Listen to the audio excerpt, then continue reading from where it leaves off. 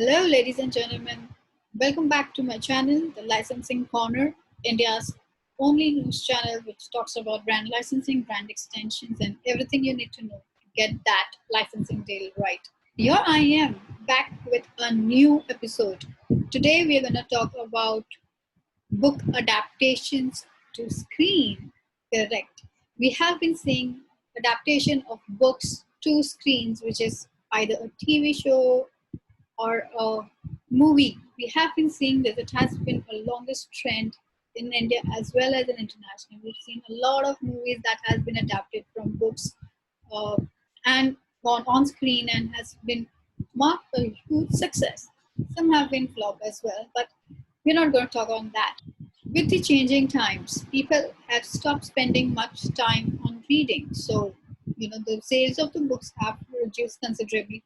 Or if you see, the 71% of the people are now, not buying a physical copies of the book, but then they want to read books either on a digital platform. And more so, if a book gets adapted into a movie on the screen, you have a considerably higher chances of revenues 53% to 40 to 50% of increase in your revenue streams when it comes to a box office records. So today I have with me is Mr. Siddharth Jain. Siddharth Jain has been working with a lot of movies and the production houses in the past. He has also done a co-production deal with an international film called Marigold at a high-print studio in Los Angeles. He's worked as also development producer with AdLabs Films. He has also been working with Hotstar, which is a Star Plus OTT platform, where he was responsible for the creative hit and original and licensed content. Today, Siddharth Jain has found his own company called The Story Inc., which is India's #1 book-to-screen company, which has already crossed 100 plus book-to-screen adaptation deals. Let's hit it on straight to Siddharth Jain and let's learn more as to how and what kind of book he has been adapting. What are the things you need to keep in mind when you're doing a content licensing deal or when you are doing a deal for licensing out your book as an author and as a content producer or an agent? What do they keep in mind or what do they see in your book that is important for them to adapt into a various mediums, be it into a TV show, a movie, or for an OTT platforms? Moving on to Siddharth Jain. Hi Siddharth, how have you been? We're coping with all the madness that's happening around us, and the only way we can deal with is just stay busy in work and keep doing things, keep your mind focused. Yeah, deals are happening, but obviously, some are older conversations, new conversations. But yeah, I feel writing work is usually work from home. Right. So nothing much has changed for authors and writers. But obviously, so there's a good time to develop material, develop scripts, and work on stories. That's happening. The challenge is that producers aren't, cash flows become a problem. So we're working around those things, finding new business models. But work is happening. I mean, I won't complain about that. Super. So let's start from the scratch. You have been producing a lot of films like Ragini MMS, and you had also done something like Marigold, which was with Hyperson Studio, right? So how was the transition from producing the films to the TSI, the Hotstar? Films, I was producing films, but largely what I was doing was that I started with focusing on finance for content, and then slowly from finance I moved to development. And in my days when I was running that company iRock, my whole focus was developing scripts and working with new writers. And we worked with so many writers. I worked with almost 70 odd writers, created 40, 50 scripts in a period of 6-7 years. So what I figured was that my main experience was in finding stories and working with writers. And Hotstar was an opportunity which wasn't planned. It happened. I got an opportunity to be part of the company. I jumped at it. It gave me a new insight into the OTT binge world. And after leaving Hotstar, I wanted to get back to storytelling. But this time I wanted to solve a story problem for the industry at large. Okay. And the storying, so I didn't want to start a production house. I didn't want to be an agency. I wanted to be a story company where people who have stories, they come to me saying, here's a story, can you do something with it? Or there are producers and studios or filmmakers who come to me and saying, we're looking for a certain story. What do you have? So I want to be that, that person in the industry that could help bridge that gap. Books is a natural source of stories. There's so many stories which are already written. So it's sort of, it evolved from that thought, and it's taken its own life. I feel if anything is useful for the world, then the world will support it. If it's not useful, then it'll die. Correct. And book adaptations to movies and TV series have been going on from a way long period of a time, especially in Hollywood. We have seen that trend for a lot of movies, right? So, how is this trend picking up even in India? I think we do have a lot of adaptations, and some have been flopped, some have been very successfully hit. So, what is the mantra behind it? See, basically, what works with audiences, that has not changed. Audience does not care whether the writer wrote the story first as a book or he wrote it as a screenplay. It doesn't matter. What matters is, does the story work? Is it value for money? Is it value for his time? Is it compelling enough for them to watch it, be entertained, and get something out of it? So that remains the same. Books has become a good source because uh, now everybody's in a hurry. Earlier, when I used to be a producer, we used to take 2 years to develop a story from an idea. Now with a book, you already have a story. So you've crashed that time, and now all you have to do is figure out how to adapt it for screen, focus on the screenplay, because the story problem has been solved. So books becomes a faster way of reaching your destination of a project that everybody likes, can get funded for the audiences. Whether it's OTT, TV, or cinema theater, that the business, decides depending on what the project is. But the principles of storytelling remain the same.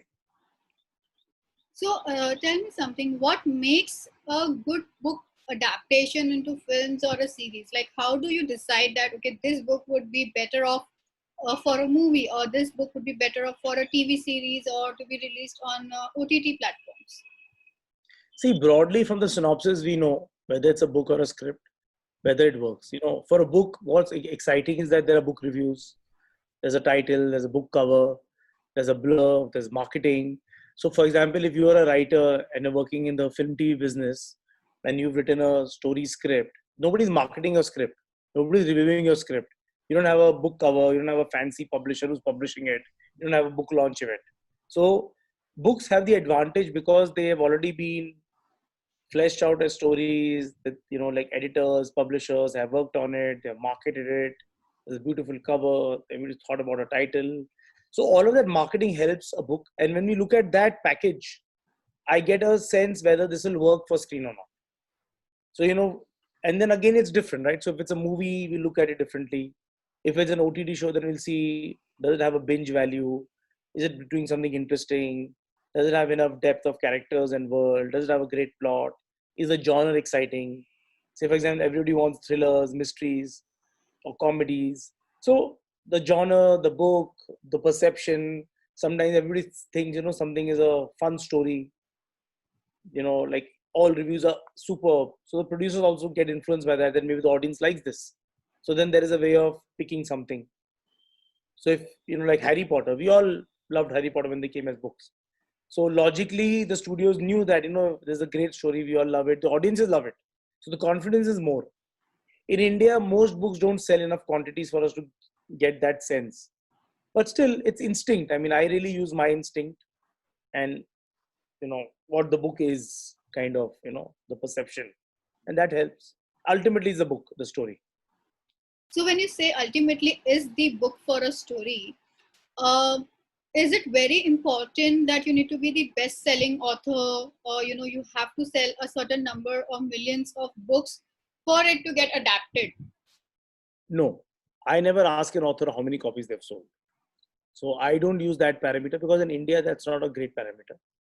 So I don't get into sales. In fact, I've sold books which haven't even been published.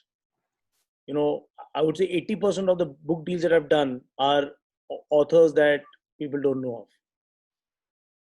So in India, it's the reverse, because publishing, people don't read so much in our country as they read in the West. Book sales can't be a parameter. So I have to look at book. I have to look for that book. I have to find it. I have to search for it. It's a lot of effort and work to find that interesting book for screen. Yeah. We have been having a trend of a lot of comic book getting adapted, and a lot of biopic has been happening in India. But what about the murder mysteries and other genres of adaptation of the books? I would say there are so many, at least from the book deals I've done, but there are about 40, 50 books in development in this space. Thrillers, murder, mystery. And I think in the next 2 years, we'll see a lot of those being converted into screen. So be patient. They're on their way. I'm sure. So when it comes to filmmakers, what are the key things that they need to consider when adapting a novel or a book into a movie or a series? See, sometimes in a book, we can say what a character is thinking, what's going on in his head, or we can explain the backstory. In a movie or on screen, we can't get into the mind of the actor. The screenplay and dialogue has to give us all of that information. So that's a very key thing, right? So sometimes if it's not the plot, it's the treatment. So it's really the filmmakers have to make sure that the stories that they're picking, uh, they have enough juice in the material to, give them enough meat to create a screenplay of action and dialogue, and not just what's in the head, what's in the mind. So though because there is a difference between reading a book and watching something. Secondly, as audiences, when we read a book, our expectations are different. When you're watching a film, our expectation different. Watching something on TV, the expectation different. If I watch something on social media, my expectation is different. So we have to also see, does it have enough things in it to deliver through those expectations of the audiences. So these are very important things to keep in mind. We can just, and not just like a book just because it's been a good book that we enjoy reading. There's a lot more that we need to figure. Also, more importantly, filmmakers need to see whether these books can be shot in a certain budget. Can we get the right actors interested in it? Is there enough meat for principal characters? Will they be excited by looking at this story? So can a project be set up that's viable, fundable, and will attract the right talent? So all of those factors we need to think of as filmmakers and producers before they pick a book. Correct. And like you rightly said, the book has to be, filmmakers really need to think as to what kind of treatment they need to give, the screenplay, the budgets. So when you think about the characters of the book and the characters that we see, which is getting transformed into a movie or in a series. So I see a lot of times that there's a huge difference into what we have been seeing in books and then what we see in as the final product when it comes on a screen. Like we just talk about Aisha, or let's just say for a movie like Detective of Vyomukesh Bakshi.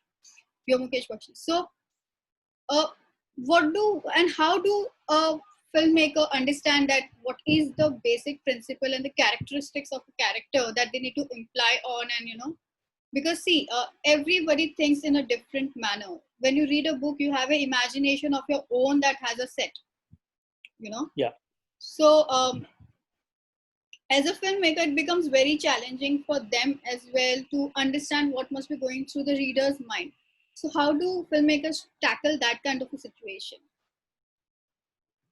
Well, that's why they're the filmmaker, right? So I'm saying a person is a good director and a writer, a screenwriter, because they understand that there needs to be certain things that they need to keep in mind, before taking something somewhere, and before selecting a story, and then working with screenwriters to figure out those things. So good filmmakers will figure that out and iron out all the issues and make it look seamless. A not so good filmmaker will make a film that you'll keep wondering as an audience, this is not working, this character is not fine, or the logic is not correct.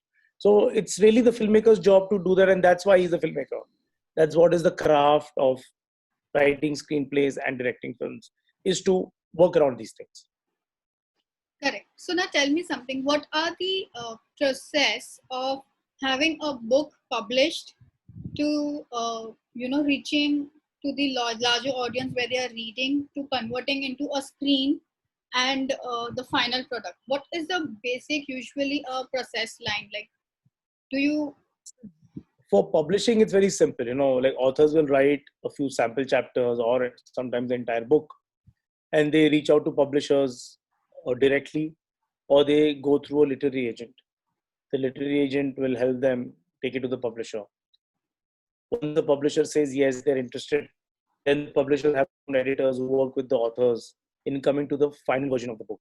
Once the final version of the book is there, then it'll get printed, it'll get distributed, it'll go to bookstores. Once they're in the bookstores, readers will read, there'll be reviews. So that one cycle is over.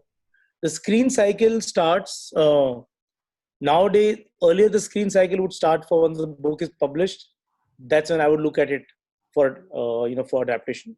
But now it's not like that. I get books which are not even published, which don't even have a publisher, and they come to me, with a submission.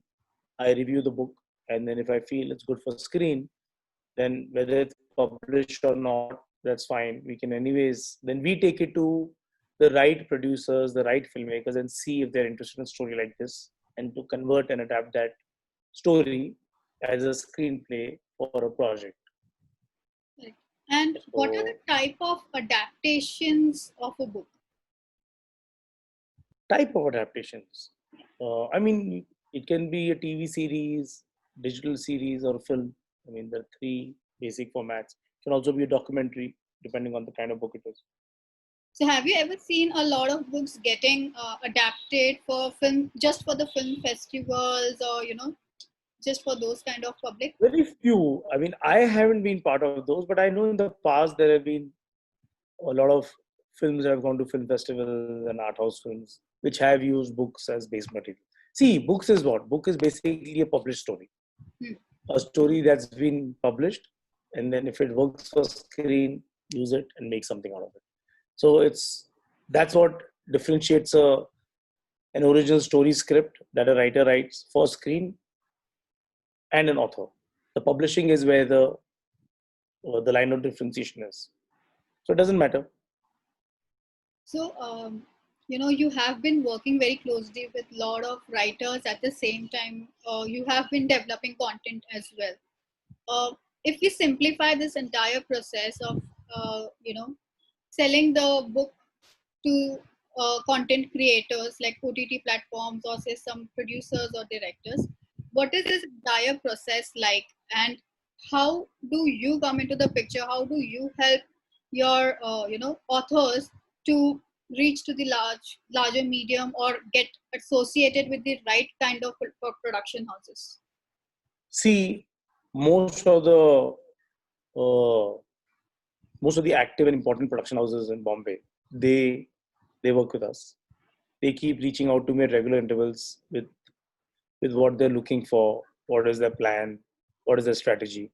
So I hear the strategy, I figure what kind of shows they want to make or films, what kind of filmmakers or talent they have access to, what scale of project they want to set up. So once I hear their plan and they share their strategy with me, then from the books that I like, which I represent, I recommend the right one for them. So it's not like I recommend the same book to everybody. It's very customized, it's very curated, it's very, very boutique. It's extremely the recommendation is created for different producers. It's a different recommendation. There's no one catalog that goes to everybody. And from there, once a producer likes something, then we negotiate the commercial terms. We figure out the licensing agreement, and then we do the deal wherein then they start work. And then once the producer has the rights, then he will hire a director or screenplay writers to convert that story into a story for screen, convert into a script, and then pitch it to studios and platforms for funding. So, coming on the main important topic, which is about book licensing, the entire agreement that takes place. who eventually then holds the right of the, you know, final product that comes out as a screen adaptation? Whether is it with the hands of author or is it with the producers? What are the key things which author and producers would have to keep in mind while negotiating this kind of licensing deals? See, mostly it is a perpetual assignment of rights. So the licensing is perpetual. It's owned by the producer or the studio that is funding the producer.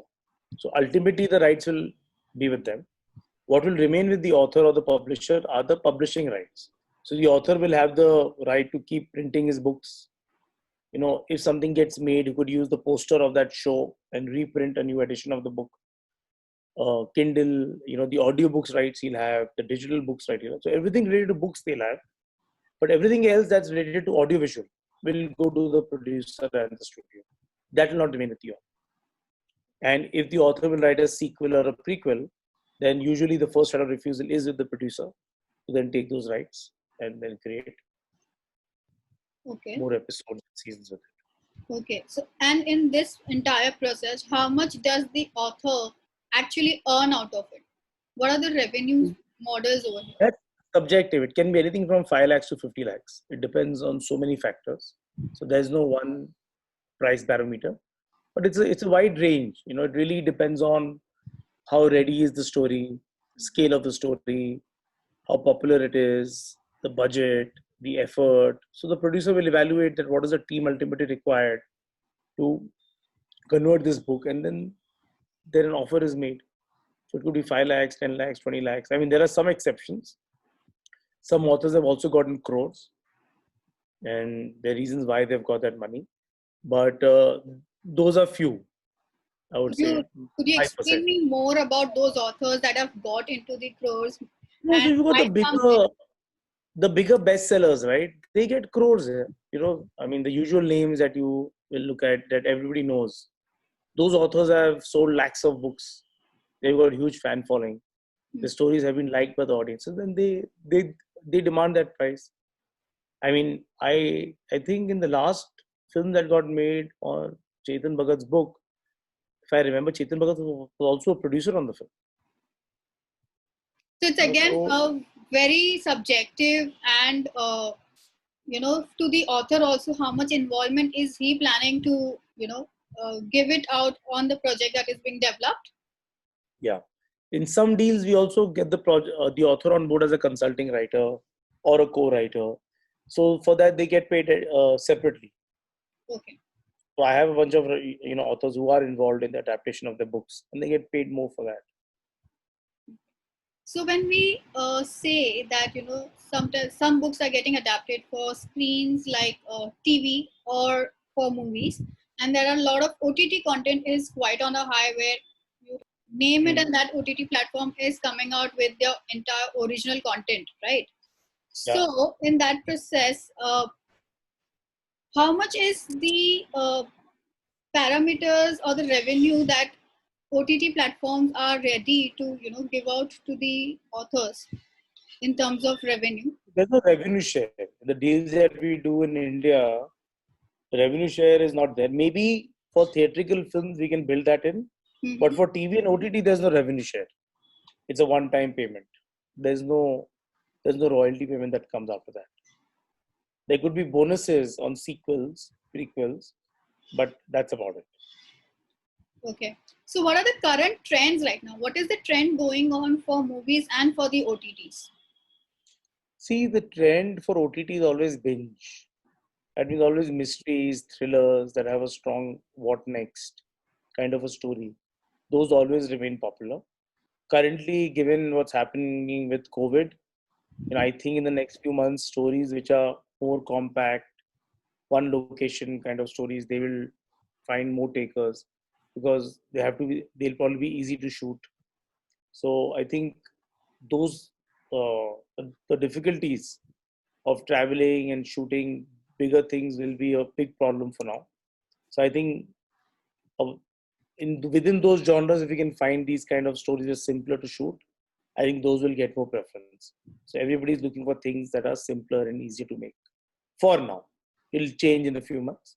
But at this point, everybody wants to do things which they can execute in the next 2 3 months. So, finally coming up on the lot of new movie release, which was based on book. The latest being, let's talk about Sushant Singh Rajput's Fault in the Stars, Bechara. So, and then we had more of Indira, which is played by Vidya Balan, Girl in the Train by Pariniti Chopra. So all these have been, though it has been, delayed due to pandemic. What do you think? Which of the movie is going to shoot out like a super hit blockbuster? Can't say, very difficult. In this business, you can't predict anything. So instead of let's hope they're all good. See, that's the fun about our business. They don't compete with each other. As long as they're coming on different days, audiences will watch all three of them. So I want everything that gets made to be successful and enjoyable and well made. So let's hope that all of these projects do well, and that will give the producers more faith in material that's published, and then they'll want more books or more projects. I want to extend a little more focus on the licensing front when it comes to content syndication or content licensing. Please shed some more light. Licensing of content is a and syndication of content is a large part of the library business. So there are so many hundreds of TV shows and episodes and movies that get made. Once they go through the usual window of theatrical and premieres on OTTs and exclusive premieres and windows, then they get licensed across. And what's happened now with streaming coming in, now usually earlier there used to be a licensing as per region that will give the rights for North America, for Europe. But with streaming companies coming in, Netflix, Amazon, Disney, they reach out to global audiences. So now the licensing has become a single territory, the whole world. So breaking of countries has reduced, I think, and it's the world. So it makes it easier for producers to like unlock the licensing value. And I think what hasn't happened enough in our country is, I think, licensing of derivative rights.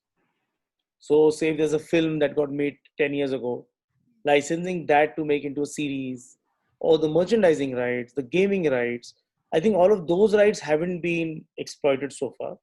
So I still see an opportunity in creating content based derivative licensing deals should happen more for Indian content. And I think in the next few years that will hopefully see a lot of interest, because currently the licensing is of only ready-made content.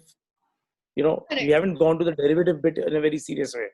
Correct. Of course, there have been successes like Chota Bheem and all, but they're very limited, very few examples. So I think now, and people have been thinking and focusing about this, is that I think the business model hasn't been very clear over the last few years. So hopefully now, with the streaming companies pushing, it might be easier to explore that. Super. And, when we're talking about the royalties and we rightly spoke about the merchandising line, when you're doing a book adaptation to a screen, let's stick to that as well. Does the merchandising right also only with producers, or do they shell out some revenue with poor authors? No, so usually it is with the producers, because in India there is no revenue so far from these kind of shows and movies. So that's why at this point they control everything. They take those rights, and they also in turn assign it to the studios which are funding the projects. But I think as the market will develop for these rights, and there'll be some value that some producers will start unlocking, then of course I think authors can expect a share out of it. So right now it's a bulk deal, a fixed price for all the rights. It's like a wholesale buying.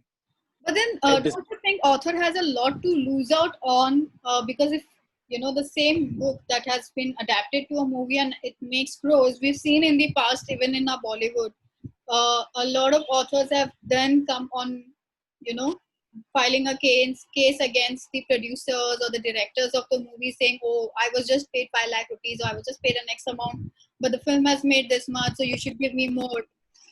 How no, they can't file a case. No, that's not. I'm saying everything is a commercial conversation. That negotiation turns into a contract. And at the time of signing the contract, if the writer or the author has given up with the rights, then you can't take it back later, right? But also the reality is that, for example, in a book in India, say if a book has sold only 1,000 copies, so there's no value to those rights. The value is made when a producer will invest 25 crores in taking a book which has only been sold to 1,000 people and then taking it to millions of users through streaming and theaters and television. They actually, then when the right, then the right becomes valuable. So at that end, it is not as valuable as we think it is. Yeah, I can understand if it's a Harry Potter, where they've sold millions of books, so there are millions of readers who already know about Harry Potter. In that case, of course, Harry Potter, I'm sure the author is getting royalties from licensing of all merchandising happening. But then, then first you have to create a franchise that's valuable, Correct. that people are aware of, that has an IP that has value. Just having IP does not mean it's valuable. I can write a really bad story, then there's no way I can say, oh, now, you know, it's not about the good or bad also. It's just, have you been able to successfully create a franchise from a book or a story that has value? And then if it has value, then you can expect it to convert into something for derivative rights. Correct. We still don't have our Harry Potters as yet. Yeah, we do. But I must say, in one deal, we have managed to get a share of the merchandising rights on the studio. And which is? I can't name that. It's confidential. But for one book, it's a series of 3 books, and the author has definitely created a franchise with that book. So for that, we managed, and the producer also agreed, said, sure, if this ever goes into merchandising, we will give that. We will share some revenue with the author. Even in terms of biopic, when a normal book is different altogether than adapting a biopic into a screen, like we've seen already, which is happening for Indira with Vidya Balan, and we have seen a lot on Sachin Tendulkar, we've seen on Mary Kom, we've seen for Dhoni. a lot of these things. There, how do this rights? So, do you have to take a right from the author as well as the person whom the biopic is being made on, or it's just the author who's written a book about it and then you create it? See, if the author has written a book on a celebrity, the author does not own the screen rights of that celebrity. So we will have to go to that celebrity and take the rights. So if I have to make something on Mary Kom, I have to go to Mary Kom and take a permission. If I have to go and make something on Dhoni, I have to take the rights from Dhoni. So I have to go to the source to get the rights. So then it's legally it's clear for the producer and the studio. And lastly, I also wanted to ask you is how do a book publisher approach this content creators? Like, we have an agency like you. So is it always better to go via an agency and then pitch, or to directly approach these content producers like Z and Netflix, Amazon, which is very difficult to get through? So direct publishers go directly also, and I'm sure they must be doing deals, but it's not the best way of doing it, because as I said, it's not about pitching, it's about curating. So just because you have a book, you should not go pitch it. You should know which book to pitch, how to pitch, who's the right person to pitch to, and why, what will they do with it. So it's not about just pitching a book, it's about creating a whole project, with a certain story. So that's what people have to be mindful of, especially publishers and authors. So don't run after names. It's not a book deal that's important. What's important is that you need a producer who will convert that book into a project. And then that project should go to bigger guys, and that's how things will happen. So going directly is not a great way to go about. But yeah, not everybody can work with me. I have limited bandwidth, and if there aren't enough people who can help them go take the material, then they have no option but to pitch it on their own. But then they should be aware that pitching a book is not like book pitching. Pitching a story for screen is different from just going and pitching a book. You don't just go and give a book and say, book pad lijiye, do you want the rights? That's not the best way of doing it. So you'd rather work with people who've done this before, so that you are guided well, you're not wasting your time and effort. and your efforts are very focused for a certain outcome. Also, one last question I wanted to ask you was that when you're adapting a book or you are giving out a license to a content producer for the book, is it specifically limited to India as a region or No, the world. globally? Yes, it's a global deal. You take all rights for all languages, subtitling, dubbing, everything. Because see, as I said, most of the studios today are streaming companies, and they stream across the world, so they need rights for every region. Okay. So, any last, key takeaway points that you would like to give it to people who are listening to this? One is for the book authors that, what do they think have to keep in mind when they are giving out the license for the book, and two, to the content producers who are taking away the rights for the books. See, the only thing that I would say is that this is a terrific business cycle has started last year. The content world, the premium content world, thanks to the streaming companies, and the demand for compelling content will be rising. Consumption is there, and supply line is choked. So there is huge potential for writers, authors, directors, producers, publishers to collaborate and see how they can get more and more projects into development and then ultimately into production. So it's a golden period for the industry. It's a terrific time for writers and creators. So they should be focused and be more smart and make the best of this time for And everybody. content producers? Same, I think it's the best time for content producers, no? Because they have access to financing, they have access to material in the form of books and scripts. All they have to do is be as aware, look at as much material, read material, and find the right thing. So there's enough opportunity for people who know who are skilled and who have that talent, who have the instinct to make the best of it. So there's so many opportunities around us. So we've never seen a better time for storytelling. Correct. Correct. Thank you so much, Siddharth. It was really a wonderful, chat to have with you and understand that, how actually book to screen adaptation works and, all the key points that you have addressed. It was a pleasure chatting with you. Okay. Take care, stay safe. Thanks. Bye. Bye. Thanks so much, everyone, for listening to us. I really hope you got some insights into how a book adaptation to screen works and what can you do when it comes to licensing a content or licensing a book deal. If you have any other questions, feel free to buzz me on the contacts below, and I'll be there to get in touch with you and respond to your queries.